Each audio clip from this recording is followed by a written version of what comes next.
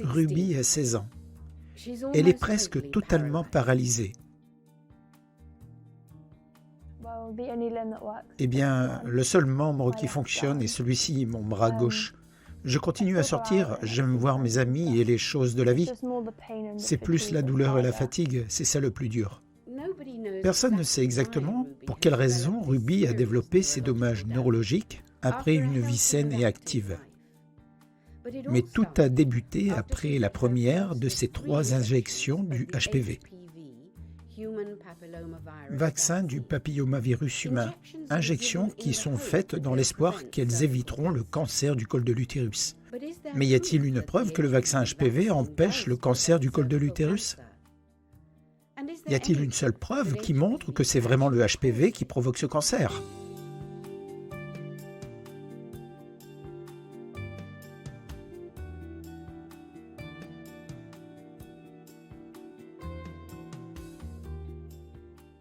Ces filles sont décédées. Elles font partie des centaines de décès documentés après un vaccin du HPV. Des milliers dans le monde entier ont souffert de réactions indésirables suite à l'injection. Tout au long de l'histoire, des vierges ont été sacrifiées dans l'intérêt du plus grand nombre. Les Grecs sacrifiaient des jeunes filles pour apaiser leurs dieux. Les Incas du Pérou droguaient et enterraient des jeunes filles dans les coins les plus reculés de leur empire, avec la conviction que cela allait protéger leur territoire des envahisseurs. Ces jeunes filles sont nos vierges sacrificielles modernes, sacrifiées dans l'intérêt du plus grand nombre. Mais en fait, pour quelle raison des jeunes filles en parfaite santé sont-elles vaccinées? L'incidence officielle des réactions indésirables au vaccin HPV au Royaume-Uni est le plus élevé de tous les vaccins existants.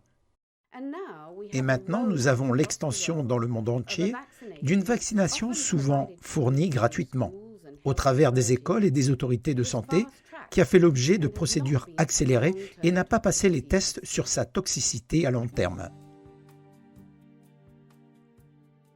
Nous voyageons vers Vienne, la capitale de l'Autriche.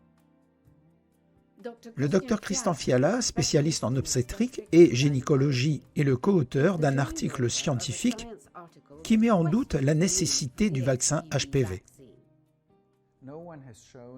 Personne n'a prouvé que le vaccin HPV réduit vraiment le taux de cancer du col de l'utérus. Mais du côté des effets indésirables, il est clair que nous avons vu un très grand nombre d'effets indésirables graves, comme ces jeunes femmes qui sont paralysées et en fait condamnées à mourir. Biologiste moléculaire de premier plan de Berkeley en Californie, le professeur Peter Duesberg est également l'auteur de l'article contestant l'utilisation des vaccins pour la prévention du cancer du col de l'utérus. Il affirme que le HPV ne se réplique pas dans les cellules cancéreuses du col de l'utérus. Est-il en train de nous dire que le HPV n'est pas du tout là? Je dis que ce sont des fossiles de HPV qui sont toujours présents dans certaines cellules. Elles proviennent d'une infection antérieure au cancer. Lorsque les personnes sont infectées la première fois, vers la vingtaine, lorsqu'elles ont quelquefois des virus, une fois que le système immunitaire les a éliminés, cela laisse derrière des traces des fossiles de leur propre ADN dans les cellules où elles se répliquent. En résumé, y a-t-il une relation causale entre le HPV et le cancer du col de l'utérus? Absolument pas, non. Si le microbe n'est pas là, dans tous les cas, alors c'est ce qui est appelé un virus passager, quelque chose qui s'avère être là et qui ne joue aucun rôle. Aussi longtemps que nous n'avons pas de preuve que le cancer du col de l'utérus est provoqué par le HPV, aussi longtemps que nous n'avons qu'une association, il est fondamentalement inutile de vacciner contre le HPV parce qu'il y a des chances qu'il n'en soit pas la cause et que le cancer du col de l'utérus ne soit pas causé par le HPV. Dans quel cas le cancer se produira avec ou sans la présence du HPV?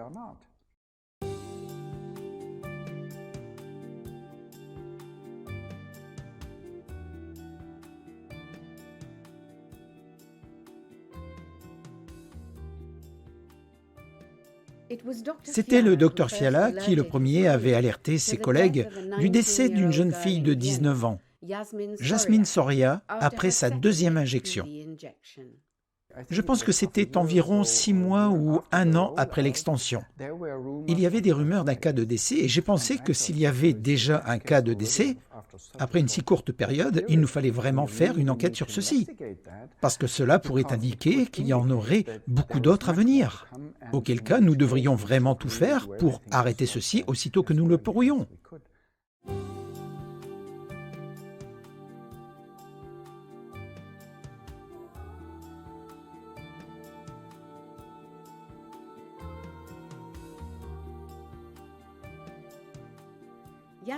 Le père de Jasmine nous a dit que sa fille avait régulièrement l'habitude de venir courir ici et qu'elle était là le soir avant qu'elle ne meure dans son lit d'une insuffisance respiratoire. Elle avait souffert de symptômes neurologiques pendant un certain temps avant cela. J'ai contacté un neurologiste et je lui ai demandé « Écoute, voici une histoire très étrange. Nous avons une fille qui a des symptômes neurologiques 3 semaines après la vaccination. Et puis, peu après, elle est décédée d'une apnée du système nerveux central. Et il a dit, eh bien, ceci se trouve à l'intérieur du laps de temps typique que nous observons après la vaccination, qui est environ de 2 à 6 semaines. Nous avons contacté le médecin légiste du gouvernement, le docteur Johan Myslivets, auquel la Cour avait ordonné de faire une deuxième autopsie, parce que la première ne pouvait pas établir la cause du décès. Le docteur Myslivets avait pris une retraite anticipée et vit en périphérie de Vienne. D'abord, nous avons fait la toxicologie et l'alcool dans le sang, qui étaient tous négatifs. Je ne pouvais également pas trouver de cause raisonnable au décès. Mais j'avais 2 soupçons. L'un était une malformation génétique du cœur et l'autre concernait la vaccination des jeunes filles.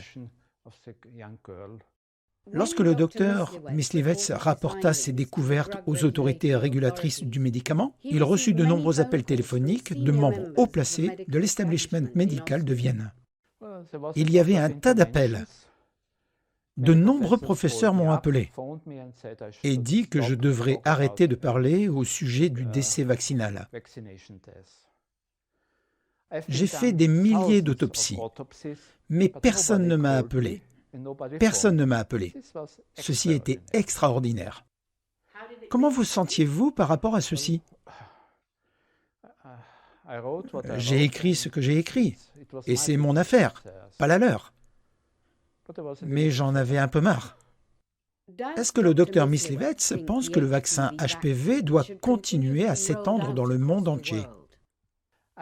Je pense que je n'en sais pas suffisamment pour prendre la décision entre le risque et le bénéfice.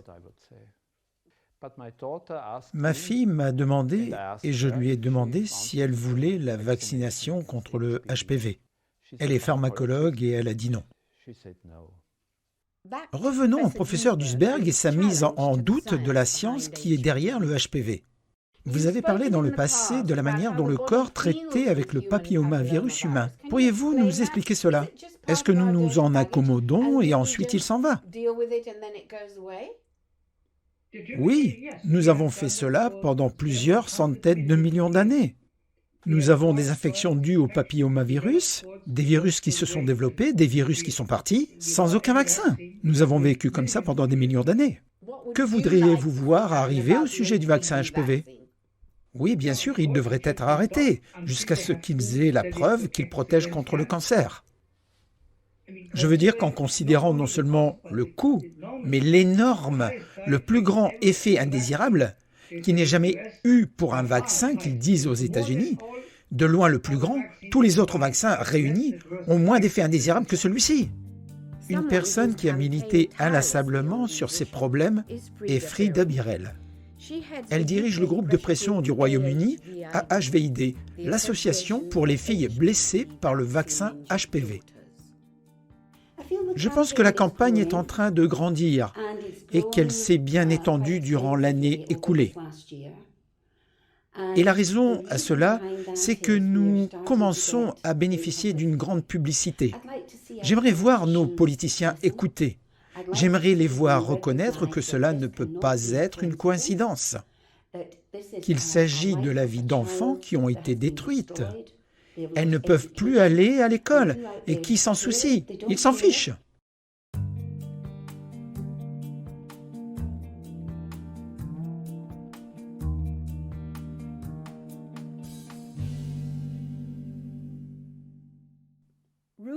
Ruby et Chloé représentent des milliers de jeunes filles du monde entier qui ont été blessées par le vaccin HPV. Un vaccin qui comporte le pourcentage le plus élevé de réactions indésirables graves de tous les vaccins existants. La plupart des vaccinations, parmi lesquelles le vaccin HPV, contiennent des adjuvants à base d'aluminium. Un adjuvant est un composant qui aide à créer une réponse immunitaire plus forte dans le corps du patient. On a utilisé comme adjuvant certains composés d'aluminium depuis près de 90 ans. Nous avons demandé à un expert reconnu mondialement sur la toxicité de l'aluminium, le professeur Christopher Huxley, s'il pensait que l'aluminium pouvait s'accumuler dans le corps pour y atteindre des niveaux dangereux. Nous savons que l'aluminium est toxique. Nous savons que l'aluminium est neurotoxique. Alors oui, si l'aluminium s'accumule dans le corps, vers ce que nous pourrions appeler un seuil de toxicité, vous aurez la toxicité et ceci pourra être n'importe où dans le corps. Ruby était une adolescente vive et active jusqu'à ce qu'elle reçoive sa première injection. Après ma deuxième injection, je me suis évanouie et je suis devenue blanche comme neige et j'avais du mal à avaler. Je ne pouvais manger que de petites portions et cela me faisait mal lorsque je mangeais. Et ensuite, après ma troisième injection, j'ai ressenti une douleur chronique dans mon estomac et également une fatigue chronique et des nausées. Chloé avait reçu sa première injection lorsqu'elle avait 12 ans. J'étais une jeune fille de 12 ans, en très bonne santé. Je faisais tout ce qu'une préadolescente faisait. J'allais au cinéma, je faisais du skateboard, du patin à roulettes. Je sautais vraiment sur toutes les occasions comme si je dansais 6 jours par semaine. J'ai commencé à être malade après la deuxième injection. C'était aux alentours de janvier 2011. Cela a débuté par des douleurs articulaires, des douleurs musculaires, des douleurs osseuses, une fatigue continue qui ne partait pas avant que je ne m'endorme. La maladie de Chloé s'est progressivement aggravée, comme l'explique sa mère. Elle ne peut rien manger du tout. Elle ne peut même pas avaler. Elle ne peut même pas boire. Elle est nourrie par un de ces tubes et elle dépend de ce fluide 22 à 24 heures par un tube central. Est-il possible que l'aluminium dans le vaccin HPV puisse produire un dommage neurologique aussi grave? Le souci, c'est que l'utilisation des adjuvants à base d'aluminium peut résulter et résulte presque certainement en une toxicité éloignée du site de l'injection. Chris Huxley continue à expliquer que les cellules immunitaires qui réagissent sont attirées vers le site d'injection, peuvent se charger avec l'aluminium du vaccin et voyager dans le corps. Et il y a de très bonnes preuves qui suggèrent que ces cellules, lorsqu'elles sont chargées d'aluminium, peuvent en fait pénétrer dans le cerveau. Pour quelle raison cette vaccination particulière, comparée aux autres, provoque-t-elle un bien plus grand nombre de réactions indésirables? Huxley explique qu'il a quelques préoccupations au sujet de la teneur en aluminium des deux vaccins HPV.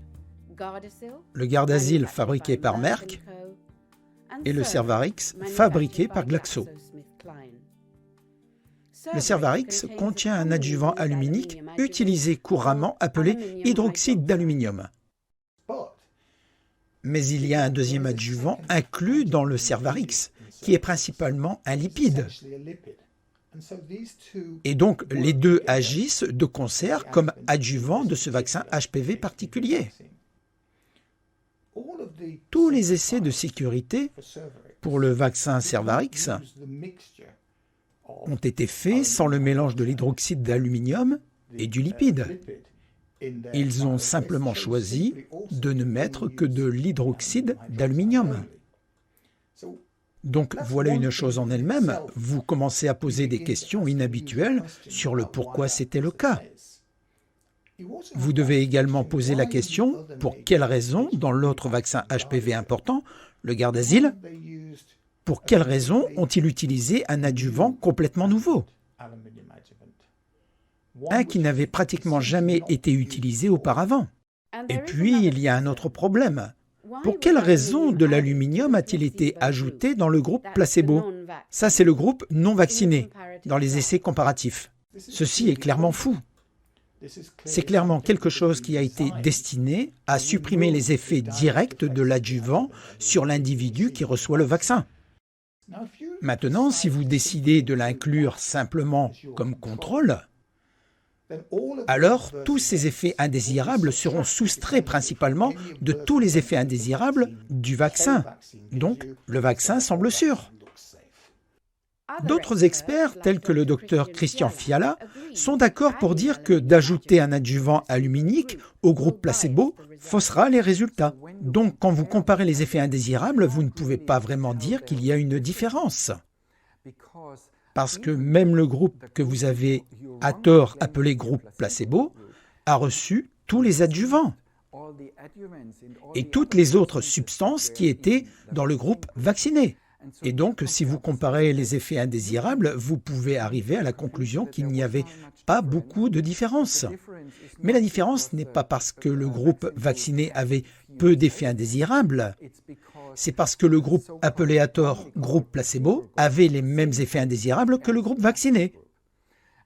Et ceci, en gros, ça veut dire que vous avez triché. En termes scientifiques, on appelle ça un biais. Avec des preuves de blessures qui s'accumulent pour le vaccin HPV, pour quelle raison répète-t-on à l'envi aux jeunes filles que leurs problèmes sont psychosomatiques, que tout est dans la tête, en leur donnant des diagnostics psychiatriques? Je suis allé aux urgences et les médecins m'ont pris à part et m'ont dit « Les adolescents sont des espèces différentes, ils viennent d'une autre planète. Leur douleur n'est pas réelle, ramenez-la simplement à la maison, envoyez-la demain à l'école et tout ira bien. » Et je lui ai dit « Non, excusez-moi, c'est ma fille. Je sais comment est ma fille et je sais que ma fille souffre le martyre en ce moment. » Personne n'a jamais su ce qui n'allait pas. Nous avions tout. Tout ça, c'est dans la tête. C'est tout du semblant. Vous allez simplement vous en remettre et passer à autre chose. Mais son état n'a cessé de s'aggraver. Et nous avons continué. On ne s'en remettra jamais. La plupart des médecins ne considèrent même pas que ça puisse être l'injection. Mais 2 médecins ont dit que l'injection en était la cause lorsqu'ils étaient avec moi.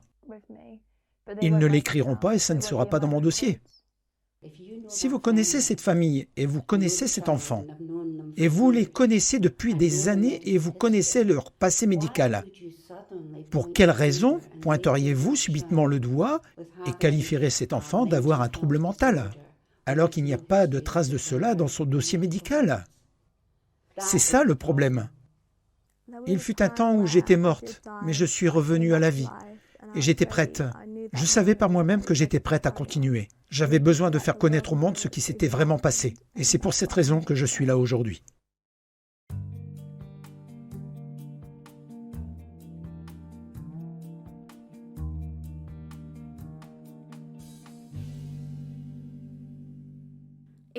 Dans la partie 3, nous explorons quelle est la situation juridique au Royaume-Uni, au Japon, en Australie, en Espagne, en Colombie et aux États-Unis.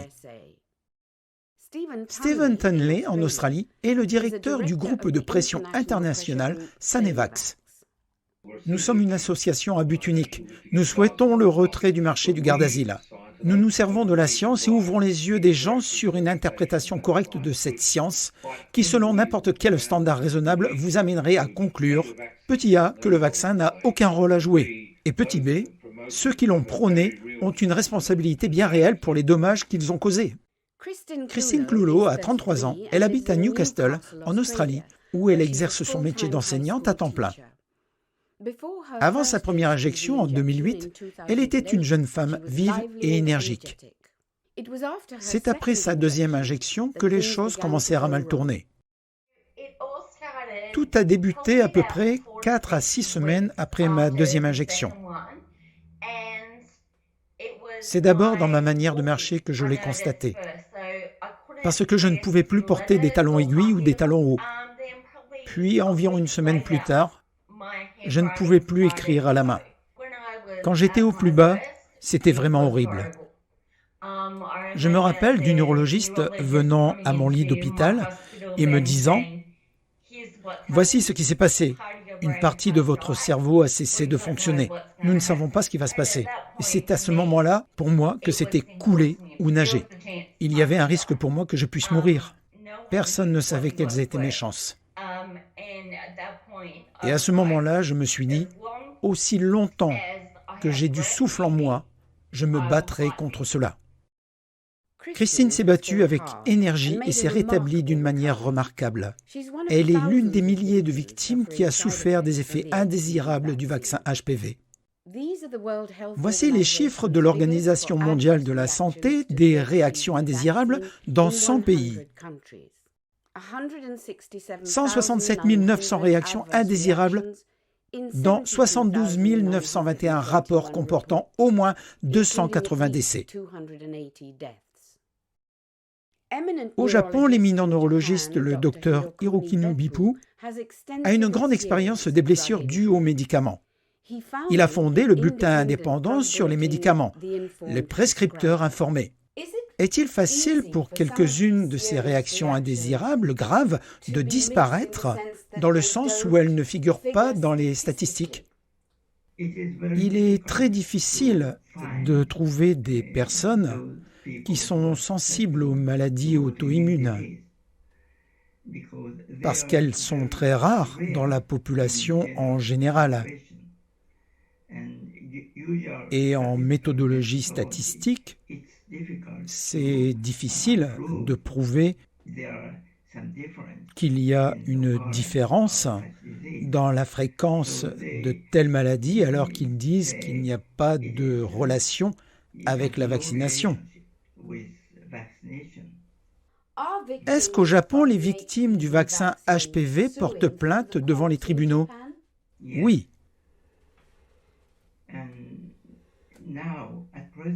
Nous en sommes à environ 120 personnes à poursuivre les laboratoires pharmaceutiques devant un tribunal. Cela se passe actuellement dans 8 villes du Japon. Et d'autres personnes supplémentaires pensent également débuter d'autres poursuites. Est-ce que le docteur Bippu pense que le vaccin HPV soit d'une quelconque utilité? Non, non, il ne sert à rien. Le vaccin HPV ne sert à rien parce qu'il a un rapport risque-bénéfice très bas et que nous ne pouvons pas différencier les personnes qui courent un risque avec ce vaccin. Bien que le vaccin HPV continue à être largement utilisé à travers le monde, au Japon, c'est devenu un enjeu social majeur. En 2013, le gouvernement japonais a arrêté de le recommander pour les écolières. Toutefois, le vaccin est toujours subventionné publiquement et mis à la disposition de ceux qui en font la demande. Voici une question essentielle qui pourrait être importante pour tout litige futur, qui est en jeu dans les campagnes qui soulignent la détresse des victimes du HPV. C'est le consentement éclairé. Les parents, au moment du consentement, reçoivent une petite notice d'information qui dit que le vaccin est sûr et efficace et que les effets indésirables sont assez minimes. Ce qu'on ne leur fait pas voir, c'est la notice d'information qui est dans la boîte, qui contient le vaccin, et ils disent qu'on ne peut leur révéler ceci. Il se peut qu'ils le donnent à l'enfant au moment de la vaccination ou pas. Donc la mère et le père ne voient pas qu'il y a beaucoup plus d'effets indésirables qui sont identifiés. Le garde d'asile ici, je pense qu'il arrive en paquet de 10 ampoules, mais il n'y a qu'une notice de prescription. Donc si monsieur et madame Smith rentrent et disent « montre-moi l'information », ce qui arrive très rarement, on leur donne la seule notice et les 9 autres personnes ne voient rien. Je vois dans les supermarchés des parents étudier plus attentivement le dos des paquets de cornflakes qu'ils ne songent, bon sang, à regarder ce qu'ils mettent dans le corps de leurs enfants par cette vaccination particulière. Le combat pour le dédommagement des blessures causées par le vaccin HPV se poursuit dans le monde entier. Alicia Capilla, à Valence, est présidente d'un groupe de pression en Espagne appelé AAVP.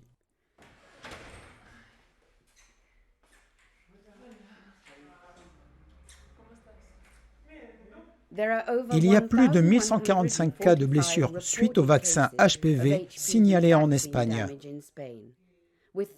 et 3500 notifications de réactions indésirables et 6 décès présumés.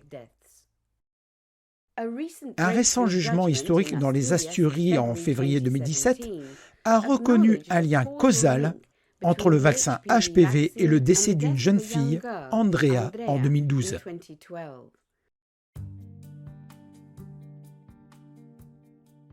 En mars 2017, le groupe de pression américain utilisant l'appareil judiciaire Judicial Watch a dénoncé sur son site web le fait que certains mineurs peuvent recevoir l'injection du HPV sans le consentement des parents. En Colombie, les voix de protestation se font de plus en plus fortes. Bonjour, mon nom est Valentina, j'ai 13 ans et je suis de Medellín. Il y a 2 ans, je menais une vie normale, j'allais à l'école et j'avais un tas d'amis. J'aimais être le leader et représenter le groupe. Je prenais des cours de théâtre et en mai 2013, j'ai été vacciné avec le HPV. La juriste Mónica León del Río de l'association de reconstruction Espérance est en train de préparer un recours collectif en justice pour 400 victimes du vaccin HPV en Colombie. Quel est votre but ultime ? Il y a 3 choses. J'aimerais voir plus de parents informés. Ça, c'est la chose la plus importante. Là où les gens prennent vraiment la responsabilité que diable de ce qu'ils mettent dans le corps de leurs enfants. Et c'est d'enfants que nous parlons. Vous savez, pour quelle raison, bonté divine, mettriez-vous ce vaccin dans le corps d'une jeune fille de 9 ans ? Si la chance qu'elle ait un cancer du col de l'utérus à l'âge de 52 ou 53 ans. Et c'est si bas qu'elle risque tout autant de se blesser en tapant sa tête, en tombant en arrière d'une chaise, vraiment franchement. Et la 3e chose, c'est que je voudrais vraiment voir une compensation et de l'aide pour les jeunes filles qui ont été blessées. Est-ce que je crois sincèrement qu'un jour nous allons toucher de l'argent de l'industrie pharmaceutique ? Probablement pas. Je pense que vous pouvez probablement poursuivre en justice les médecins généralistes pour ne pas avoir permis un consentement éclairé. Et le fait est que je me fiche de ce qu'est votre excuse, que vous n'avez pas compris ceci. Vous avez un devoir de porter attention à votre patient. Et le fait de ne pas avoir lu cette information posologique et fait comprendre entièrement, et que vous l'ayez donnée à un enfant qui a une prédisposition génétique pour une maladie auto-immune et qui ensuite déclenche des symptômes de maladie auto-immune, vous avez, je pense, une responsabilité. Et je pense, à un moment donné, il y aura un cas de jurisprudence sur ce sujet. Quel est votre message aux fabricants du vaccin et à ceux qui sont responsables pour la diffusion du vaccin à la fois au niveau national et au niveau international ? J'aimerais leur dire que ce qu'ils font n'est pas éthique. Ils doivent faire des recherches sur leurs produits. Il faut qu'ils les retirent du marché et fassent des recherches. Parce que ce qu'ils font, c'est de blesser des gens. Et il ne s'agit pas simplement d'un mal de tête ou d'un bras endolori. Ce sont des lésions cérébrales permanentes avec lesquelles j'ai dû vivre pendant 9 ans. Votre rétablissement est une source d'inspiration. Quel est votre message pour les autres jeunes filles qui ont été blessées ? Mon conseil est de rester positive. Je vois un tas de gens ils attrapent cela, ils tombent malades et ils pensent qu'il n'y a pas d'espoir et ils sont très négatifs au sujet du monde. Je pense qu'il faut transformer toute l'énergie négative en quelque chose de positif. Vous pouvez aller mieux, j'en suis la preuve. Entourez-vous de bonnes personnes et ne renoncez jamais.